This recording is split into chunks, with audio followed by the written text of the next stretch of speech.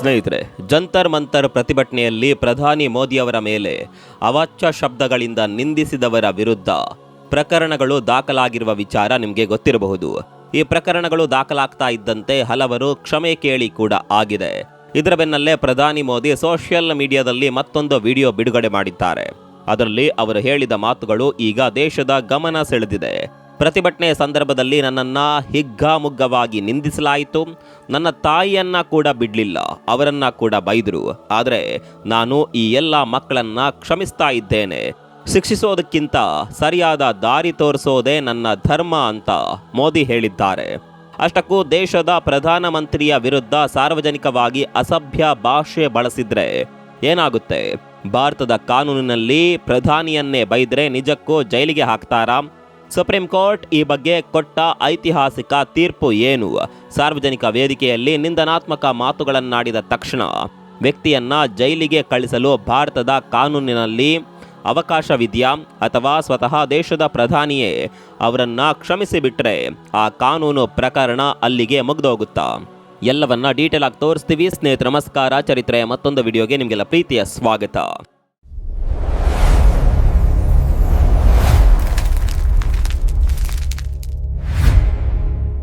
ಇತ್ತೀಚೆಗೆ ದೆಹಲಿಯ ಜಂತರ್ ಮಂತರ್ನಲ್ಲಿ ನಡೆದ ಒಂದು ಪ್ರತಿಭಟನೆ ಇಡೀ ದೇಶದಲ್ಲೇ ದೊಡ್ಡ ಕಾನೂನು ಮತ್ತು ರಾಜಕೀಯ ಚರ್ಚೆಯನ್ನು ಹುಟ್ಟಾಕಿದೆ. ಪ್ರಧಾನಿ ನರೇಂದ್ರ ಮೋದಿ ಅವರ ವಿರುದ್ಧ ಕೇಳಿಬಂದ ಅಸಭ್ಯ ಮಾತುಗಳು, ನೋಯ್ಡಾದಲ್ಲಿ ದಾಖಲಾದ 0 FIR ಮತ್ತು ಸ್ವತಃ ಪ್ರಧಾನಿಯವರೇ ಬಿಡುಗಡೆ ಮಾಡಿದ ಆ ಒಂದು ವಿಡಿಯೋ ಸಂದೇಶ, ಈ ಎಲ್ಲವೂ ಸಾರ್ವಜನಿಕ ವಲಯದಲ್ಲಿ ದೊಡ್ಡ ಸಂಚಲನ ಮೂಡಿಸಿವೆ. ಹಾಗಾದರೆ ಭಾರತೀಯ ಕಾನೂನಿನಲ್ಲಿ ಸಾರ್ವಜನಿಕವಾಗಿ ಬಳಸುವ ನಿಂದನಾತ್ಮಕ ಭಾಷೆಗೆ ಶಿಕ್ಷೆ ಇದೆಯಾ? ಸುಪ್ರೀಂ ಕೋರ್ಟ್ ಈ ಬಗ್ಗೆ ಏನು ಹೇಳುತ್ತೆ? ಬನ್ನಿ ಈ ಪೂರ್ಣ ವಿಷಯವನ್ನ ವಿವರವಾಗಿ ತಿಳಿಯೋಣ. ಜುಲೈ 23ರಂದು ದೆಹಲಿಯ ಜಂತರ್ ಮಂತರ್ನಲ್ಲಿ ಪರೀಕ್ಷಾ ಪ್ರಶ್ನೆ ಪತ್ರಿಕೆ ಸೋರಿಕೆ ಆರೋಪಗಳ ವಿರುದ್ಧ ಬೃಹತ್ ಪ್ರತಿಭಟನೆ ನಡೀತಾ ಇತ್ತು. ಕಾಕ್ರೋಚ್ ಜನತಾ ಪಾರ್ಟಿ ನೇತೃತ್ವದಲ್ಲಿ ನಡೆದ ಈ ಪ್ರತಿಭಟನೆಯಲ್ಲಿ ಕೆಲವು ಪ್ರತಿಭಟನಾಕಾರರು ದೇಶದ ಪ್ರಧಾನಿ ನರೇಂದ್ರ ಮೋದಿ ಹಾಗೂ ಅವರ ದಿವಂಗತ ತಾಯಿಯವರ ವಿರುದ್ಧ ಅತ್ಯಂತ ಆಕ್ಷೇಪಾರ್ಹ ಮತ್ತು ಅಸಭ್ಯ ಪದಗಳನ್ನು ಬಳಸಿದರೆಂಬ ಆರೋಪ ಕೇಳಿಬಂತು. ಈ ಘಟನೆಯ ವಿಡಿಯೋ ಸಾಮಾಜಿಕ ಜಾಲತಾಣಗಳಲ್ಲಿ ಹರಿದಾಡ್ತಾ ಇದ್ದಂತೆ ದೇಶದಾದ್ಯಂತ ವ್ಯಾಪಕ ಆಕ್ರೋಶ ವ್ಯಕ್ತವಾಯಿತು. ಆದರೆ ಇದು ಕೇವಲ ರಾಜಕೀಯ ಮಾತಿನ ಚಕಮಕಿಯಾಗಿ ಉಳಿಲಿಲ್ಲ, ಬದಲಾಗಿ ಕಾನೂನು ಸಮರಕ್ಕೆ ದಾರಿ ಮಾಡಿಕೊಟ್ಟಿತು. ಜುಲೈ 29ರಂದು ನೋಯ್ಡಾದ ಸೆಕ್ಟರ್ 168ನ ಲೋಟಸ್ ಜಿಂಗ್ ಸೊಸೈಟಿಯ ನಿವಾಸಿ ರುಚಿಕಾ ಸಿಂಗ್ ಎಂಬುವವರ ವಿರುದ್ಧ ನೋಯ್ಡಾದ ಎಕ್ಸ್ಪ್ರೆಸ್ ವೇ ಪೊಲೀಸ್ ಠಾಣೆಯಲ್ಲಿ 0 FIR ದಾಖಲಾಯಿತು. ಗಾಜಿಯಾಬಾದ್ನ ವಸುಂಧರ ನಿವಾಸಿ ಹಾಗೂ ಸುಪ್ರೀಂ ಕೋರ್ಟ್ ವಕೀಲರಾದ ಸ್ಮೃತಿ ಸಿಂಗ್ ಎಂಬುವವರು ನೀಡಿದ ದೂರಿನ ಆಧಾರದ ಮೇಲೆ ಈ ಪ್ರಕರಣ ದಾಖಲಾಗಿತ್ತು. ಘಟನೆ ನಡೆದಿದ್ದು ದೆಹಲಿಯ ಜಂತರ್ ಮಂತರ್ನಲ್ಲಿ ಆದ ಕಾರಣ ನೋಯ್ಡಾ ಪೊಲೀಸರು 0 FIR ದಾಖಲಿಸಿಕೊಂಡು ಹೆಚ್ಚಿನ ತನಿಖೆಗಾಗಿ ಪ್ರಕರಣವನ್ನು ದೆಹಲಿಯ ಪಾರ್ಲಿಮೆಂಟ್ ಸ್ಟ್ರೀಟ್ ಪೊಲೀಸ್ ಠಾಣೆಗೆ ವರ್ಗಾಯಿಸಿದ್ರು. ಈ FIRನಲ್ಲಿ ಭಾರತೀಯ ನ್ಯಾಯ ಸಂಹಿತೆ BNSನ 3 ಪ್ರಮುಖ ಸೆಕ್ಷನ್ಗಳನ್ನು ಉಲ್ಲೇಖಿಸಲಾಗಿದೆ. ಸೆಕ್ಷನ್ 352 ಶಾಂತಿ ಭಂಗ ಉಂಟು ಮಾಡುವ ಉದ್ದೇಶಪೂರ್ವಕ ಅಪಮಾನ, ಸೆಕ್ಷನ್ 353(1) ಸಾರ್ವಜನಿಕ ಉಪದ್ರವ ಅಥವಾ ತುಂಟತನಕ್ಕೆ ಕಾರಣವಾಗುವ ಹೇಳಿಕೆಗಳು, ಸೆಕ್ಷನ್ 356(1) ಮಾನನಷ್ಟ. ಆದರೆ ಸ್ನೇಹಿತರೆ, ಈ ಇಡೀ ಪ್ರಕರಣದ ನಿಜವಾದ ಟ್ವಿಸ್ಟ್ ಬಂದಿದ್ದೇ ಇಲ್ಲಿ. ಸಾಮಾನ್ಯವಾಗಿ ಇಂತಹ ಪ್ರಕರಣಗಳು ದಾಖಲಾದಾಗ ಕಾನೂನು ಕ್ರಮಗಳು ಬಿಗಿಯಾಗುತ್ತವೆ. ಆದರೆ ಸ್ವತಃ ಪ್ರಧಾನಿ ನರೇಂದ್ರ ಮೋದಿಯವರೇ ಒಂದು ವಿಡಿಯೋ ಸಂದೇಶ ಬಿಡುಗಡೆ ಮಾಡಿ ತಮ್ಮ ನಿಲುವನ್ನು ಸ್ಪಷ್ಟವಾಗಿ ಹೇಳಿದರು. ಪ್ರಧಾನಿ ಮೋದಿ ಹೇಳಿದ್ದೇನು ಗೊತ್ತಾ? ಜಂತರ್ ಮಂತರ್ನಲ್ಲಿ ನಡೆದದ್ದು ದೇಶ ಮತ್ತು ಜಗತ್ತು ನೋಡಿದೆ. ಹಾದಿ ತಪ್ಪಿದ ಕೆಲವು ಯುವಕರು ನಾಗರಿಕ ಸಮಾಜದಲ್ಲಿ ಬಳಕೆಯಾಗದ ಭಾಷೆಯನ್ನ ಬಳಸಿದ್ದಾರೆ. ನನ್ನನ್ನ ಮತ್ತು ನನ್ನ ದಿವಂಗತ ತಾಯಿಯನ್ನ ನಿಂದಿಸಲಾಗಿದೆ ಅಂತ ಅವರು ಹೇಳಿದ್ರು. ಆದರೆ ಪ್ರಧಾನಿ ಅವರು ಕೋಪ ಅಥವಾ ಸೇಡಿನ ಹಾದಿಯನ್ನ ಆಯ್ಕೆ ಮಾಡಲಿಲ್ಲ. ಬೈಗುಳಗಳಿಂದ ಯಾವುದೂ ಪರಿಹಾರವಾಗೋದಿಲ್ಲ. ಹಾದಿ ತಪ್ಪಿದ ಯುವಕರಿಗೆ ಸರಿ ಹಾದಿ ತೋರಿಸೋದು ನಮ್ಮ ಕರ್ತವ್ಯ. ಬಾಲ್ಯದಲ್ಲಿ ತಪ್ಪುಗಳು ನಡೆಯುತ್ತವೆ, ಅದನ್ನು ತಿದ್ದಿಕೊಳ್ಳುವ ಅವಕಾಶವೂ ಇರುತ್ತದೆ. ಇವರನ್ನು ಶಿಕ್ಷಿಸೋದು, ಕೋರ್ಟಿಗೆ ಅಲೆದಾಡಿಸೋದು ಅಥವಾ ಕಿರುಕುಳ ನೀಡೋದು ಪರಿಸ್ಥಿತಿಯನ್ನು ಬದಲಾಯಿಸೋದಿಲ್ಲ. ನಾನು ಅವರನ್ನು ಕ್ಷಮಿಸಲು ಬಯಸುತ್ತೇನೆ ಮತ್ತು ಸಮಾಜವು ಇದನ್ನು ಸ್ವೀಕರಿಸಲಿ ಎಂದು ಅವರು ಮನವಿ ಮಾಡಿದರು. ಮತ್ತೊಂದೆಡೆ ಸಿಜೆಪಿ ವಕ್ತಾರ ಸೌರವ್ ದಾಸ್ ಪ್ರತಿಕ್ರಿಯಿಸಿ, ಬಳಸಿದ ಭಾಷೆ ಆಕ್ಷೇಪಾರ್ಹವಾಗಿರಬಹುದು, ಆದರೆ ಪ್ರತಿಭಟನಾಕಾರರ ವಿರುದ್ಧ ಕ್ರಿಮಿನಲ್ ಕಾನೂನು ಯಂತ್ರವನ್ನ ಬಳಸೋದು ಖಂಡನೀಯ.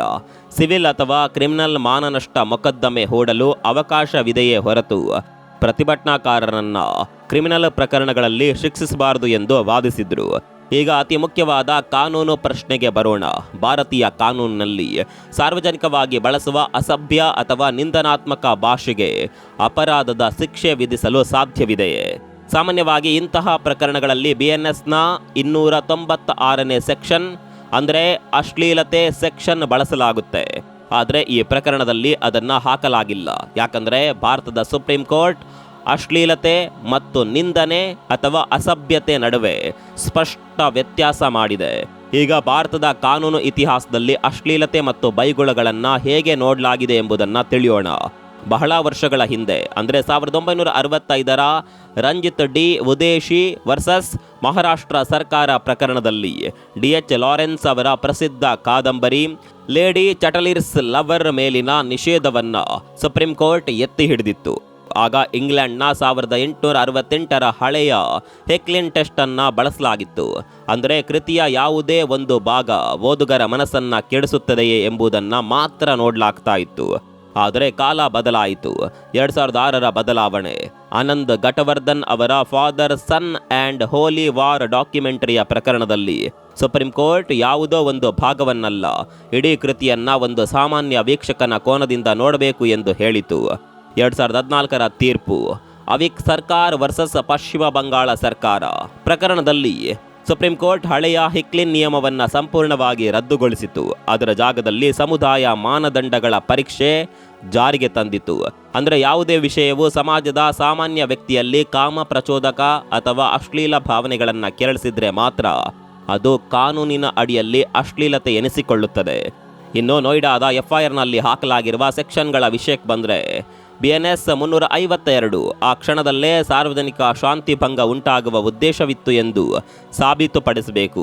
BNS 353/1 ಸಾರ್ವಜನಿಕ ತುಂಟತನ ಅಥವಾ ಪ್ರಚೋದನೆಯ ಉನ್ನತ ಮಟ್ಟದ ಸಾಕ್ಷ್ಯ ಇರಬೇಕು. BNS 356/1 ಮಾನನಷ್ಟ ಪ್ರಕರಣದಲ್ಲಿ ಸಾರ್ವಜನಿಕ ವ್ಯಕ್ತಿಗಳ ಸಾರ್ವಜನಿಕ ನಡವಳಿಕೆಯ ಮೇಲಿನ ಸದ್ಭಾವನೆಯ ವಿಮರ್ಶೆಗೆ ವಿನಾಯಿತಿಗಳಿವೆ. ಸೆಪ್ಟೆಂಬರ್ 2025ರಲ್ಲಿ ತೆಲಂಗಾಣ ಹೈಕೋರ್ಟ್ ಕೂಡ ರಾಜಕೀಯ ಪಕ್ಷ ಮತ್ತು ಮುಖ್ಯಮಂತ್ರಿಯವರ ಮೇಲಿನ ತೀವ್ರ ಕಟು ವಿಮರ್ಶೆಯನ್ನು ರಾಜಕೀಯ ವಿಮರ್ಶೆ ಎಂದು ಪರಿಗಣಿಸಿ FIR ರದ್ದುಗೊಳಿಸಿತ್ತು. ಅದನ್ನು ಸುಪ್ರೀಂ ಕೋರ್ಟ್ ಕೂಡ ಎತ್ತಿ ಹಿಡಿದಿತ್ತು. ಹಾಗಾದರೆ ಮುಂದೆ ಈ ಪ್ರಕರಣ ಏನಾಗಬಹುದು? ಒಂದೆಡೆ ದೆಹಲಿ ಪೊಲೀಸರು BNS 352, 353/1 ಮತ್ತು 356/1ರ ಅಡಿಯಲ್ಲಿ ತನಿಖೆಯನ್ನು ಮುಂದುವರಿಸಬೇಕಾಗುತ್ತೆ. ಆದರೆ ಸ್ವತಃ ಪ್ರಧಾನಮಂತ್ರಿಯವರೇ ಕ್ಷಮೆಯ ಅಭಯ ನೀಡಿರೋದ್ರಿಂದ ಮತ್ತು ಈ ಕಾನೂನು ಸೆಕ್ಷನ್ಗಳಿಗೆ ಉನ್ನತ ಮಟ್ಟದ ಸಾಕ್ಷ್ಯದ ಅಗತ್ಯವಿರೋದ್ರಿಂದ ನ್ಯಾಯಾಲಯದಲ್ಲಿ ಈ ಪ್ರಕರಣ ಯಾವ ಹಂತ ತಲುಪುತ್ತೆ ಎಂಬುದನ್ನು ಕಾದು ನೋಡಬೇಕು. ಸ್ನೇಹಿತರೆ, ಪ್ರಜಾಪ್ರಭುತ್ವದಲ್ಲಿ ಪ್ರತಿಭಟನೆ ಮತ್ತು ವಿಮರ್ಶೆ ಪ್ರತಿಯೊಬ್ಬರ ಹಕ್ಕು. ಆದರೆ ಮಾತಿನ ಗಡಿ ದಾಟಿದಾಗ ಕಾನೂನಾತ್ಮಕ ಪ್ರಶ್ನೆಗಳು ಏಳುತ್ತವೆ. ಅದರಲ್ಲೂ ದೇಶದ ಪ್ರಧಾನಿಯನ್ನ ಅಥವಾ ಯಾವುದೇ ಸಾರ್ವಜನಿಕ ವ್ಯಕ್ತಿಯನ್ನ ವಿಮರ್ಶಿಸುವ ಹಕ್ಕು ಪ್ರಜಾಪ್ರಭುತ್ವದಲ್ಲಿದೆ. ಆದರೆ ಅಸಭ್ಯ ಭಾಷೆ ಬಳಸುವುದು ನಾಗರಿಕ ಸಮಾಜಕ್ಕೆ ಶೋಭೆಯಲ್ಲ ಎಂಬುದು ಪ್ರಧಾನಿಯವರ ನಿಲುವಾಗಿತ್ತು. ಅದೇ ಸಮಯದಲ್ಲಿ ಯುವಕರ ತಪ್ಪಿಗೆ ಅವರನ್ನು ಕ್ರಿಮಿನಲ್ ಕೋರ್ಟ್ಗಳಿಗೆ ಅಲೆದಾಡಿಸುವ ಬದಲು ಕ್ಷಮಿಸಿ ಸರಿದಾರಿಗೆ ತರಬೇಕು ಎಂಬ ಪ್ರಧಾನಮಂತ್ರಿಯವರ ಸಂದೇಶ ರಾಜಕೀಯ ವಲಯದಲ್ಲಿ ಹೊಸ ಚರ್ಚೆಯನ್ನು ಹುಟ್ಟಾಕಿದೆ. ಕಾನೂನಿನ ಗಡಿಗಳು ಮತ್ತು ವಾಕ್ ಸ್ವಾತಂತ್ರ್ಯದ ನಡುವಿನ ಈ ಸಮರ ಮುಂದಿನ ದಿನಗಳಲ್ಲಿ ಯಾವ ರೂಪ ಪಡೆಯುತ್ತದೆ ಎಂಬುದನ್ನು ಕಾದು ನೋಡಬೇಕು. ಸದ್ಯ ಆಗ್ತಾ ಇರುವ ಈ ಬೆಳವಣಿಗೆಗಳ ಬಗ್ಗೆ, ಪ್ರಧಾನಿ ಮೋದಿ ನೀಡಿರುವ ಕ್ಷಮೆಯ ಬಗ್ಗೆ ನಿಮ್ಗೇನನ್ಸುತ್ತೆ? ಕಾಮೆಂಟ್ ಮಾಡಿ.